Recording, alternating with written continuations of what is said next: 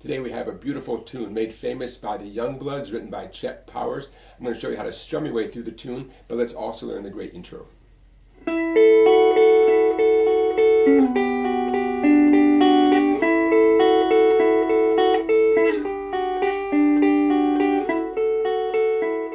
Let's get into strumming the tune. I'm going to show you two different sets of chords, one with a capo, one without a capo, and two different picking options. So here we go. Capo at the 2nd fret. Here are the chords you need. G, do it with your middle ring and pinky, okay? Because you're going to have to free up that index finger. You'll need C and D and F. Now, if you have any concerns or fears of the F chord, check out the description of this video. You'll find a link to a video I made full of tips and advice on playing the F chord, okay? So don't let that F scare you off. But in the next clip, when we lose the capo, you won't need the F chord anymore. So hang in there. Okay, now the strumming patterns.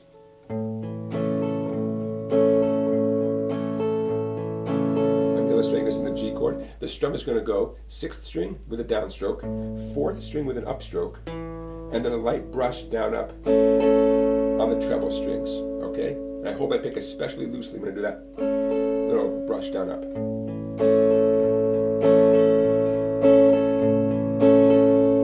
Now, if I'm doing this on the F chord, the way I'm holding on the F chord, I'm going to go 5-4.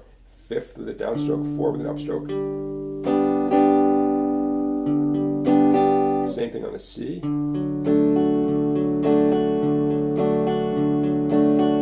And for the D, I might do 5 and 4, or I might do 4 and 3. You know, kind of depends on the mood I'm in, kind of depends on my aim. Okay, so there's your strumming pattern. At least that's the first strumming pattern I'm going to show you. Now, let's apply that strumming pattern to the tune. Again, capo 2nd fret, G major chord, here it comes.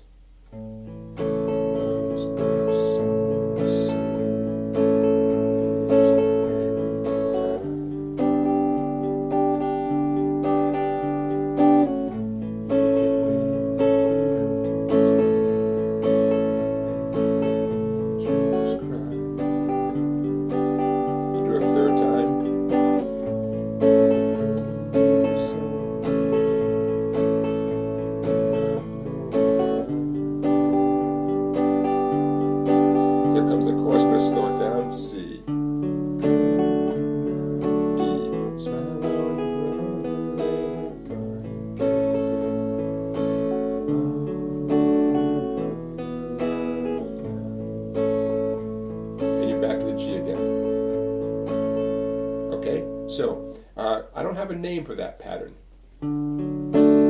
It is what it is, okay? If I had to come up with a name, I call it the boompa-chicka pattern because it's related to the boom-chick pattern. So, boompa-chicka, boompa-chicka. Feel free to give it a name yourself, okay? Notice that for every chord name, we're doing 2 of those, right? Except right there towards the very end of the chorus, there's only once on C and once on D. Otherwise, it's 2 of those boompa chickas for every chord name. Okay? All right, now let's talk about playing the same tune, same chord, same capo, same everything with your bare fingers.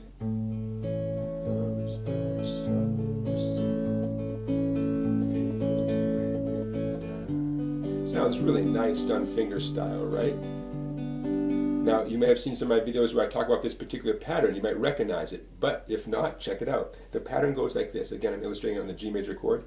Thumb on 6, index on the 3rd skinny string. Then I'm going to do a pinch. Thumb on 4, middle on 2. Back to index on 3. 6, 3, pinch, 3, 6, 3, pinch, 3. Doesn't that sound good? Now you could keep that same pattern going through the whole tune and only change one thing, and the one thing would be the very first thumb stroke. On the other chords, I would move the thumb over to the 5th string, like on C. I'll illustrate on the C chord. You could stay right there for the D if you want to. And on F, of course it depends how you finger the F chord, but the bottom line is same pattern. If you wanted to shift it for the D, you could shift it over one string for the D. my thumb is on 4 to begin, index on 2, pinch with thumb on 3, index middle finger on 1. That's thumb and middle on 3 and 1. Back to index on 2. 4, 2, pinch 2. You can do that for F too. I'll leave that up to you. Extremely useful pattern. I've used it in so many songs. It fits right in with a ton of songs. Okay? And again, I don't have a name for this pattern. Thumb, index, pinch, index. That could be the name.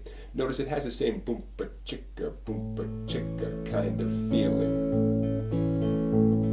Okay, now in the next clip, I'm going to show you the same boompa chicka strumming with a pick, the same finger patterns, finger picking patterns, but we're going to lose the capo, a different set of chords, okay? So no new skills over here in the right hand, just some different chords with the left hand. All right, here it comes.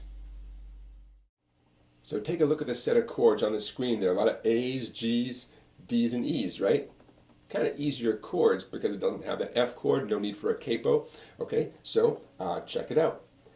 I'm going to do that boompa chicka strum.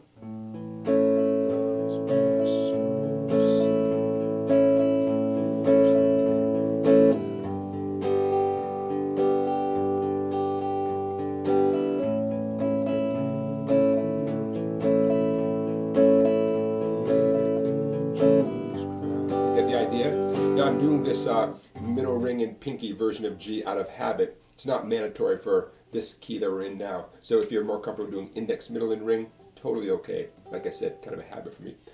Chorus on the D chord.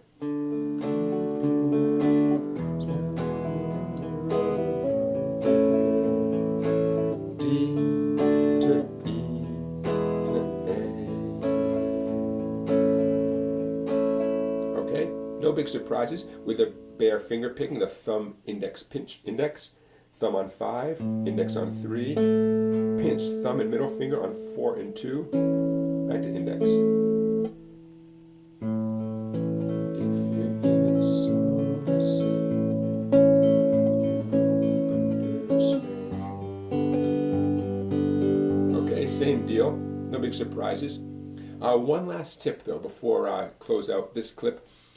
Lots of times when I teach finger picking, a student will notice that I'm holding down a chord, but I might not be plucking that string. For instance, the G string and the G chord, and they'll say, "Hey, do I have to hold down that string on the G chord if you're not plucking, if you're not finger picking that first string?" Great question. I always do it, and here's why. I'll give you 2 reasons. Number 1, I've done G for several decades. I don't want to have to think. I want to just pow, grab my G chord.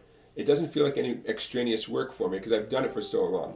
If I didn't put down that finger on the G, you could call it an extraneous finger in this context. If I didn't put it down, I'd have to think for a minute. There's no time to think. Okay, so for me it's easier just to put down all 3 fingers, even though I understand we might not be using that string. In fact, the way I'm finger picking this, we actually don't need the index or the ring, right? It could be a 1-finger G chord.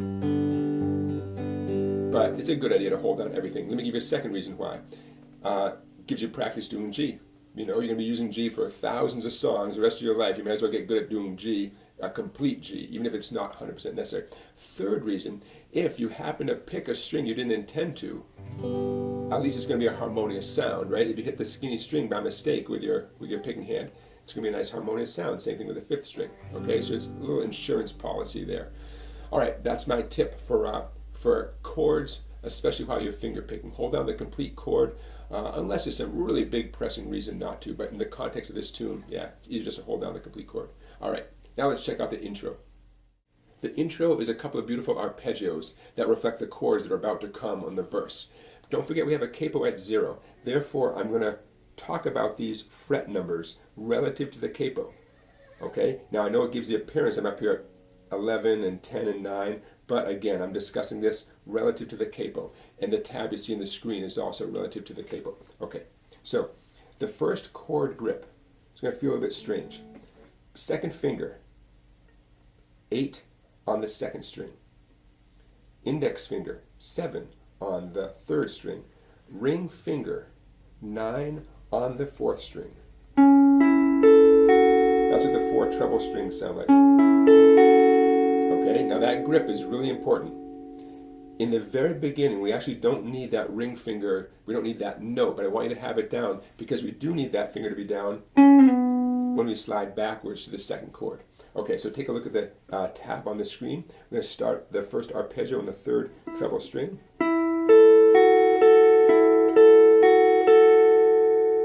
No big deal, right? There's only one more thing to learn. Sliding back the fourth string. I'm going to pluck the fourth string, I'm going to slide my whole hand back, and then I'm ready to go for the next arpeggio.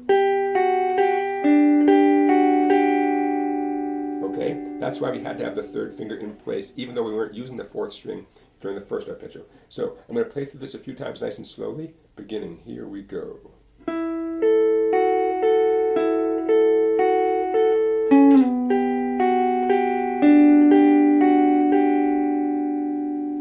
Okay, now this is a really good generalization about what you're hearing in the intro. There's some slippery guitar playing going on there, and you're going to hear little variations if you listen closely. But what I just showed you will get you up and running, and it's certainly recognizable as the intro to Let's Get Together. Okay, everybody, thank you so much for watching. Don't forget to give this video a thumbs up. Don't forget to subscribe to my YouTube channel. Don't forget to check out my website, Songbite, for videos you can't find on YouTube. And don't forget to check out the playlist when you're at my YouTube channel called 365 Riffs for Beginning Guitar, where you can find hundreds, really hundreds and hundreds of videos featuring great songs just like this one. Thanks again for watching, and I'll see you tomorrow.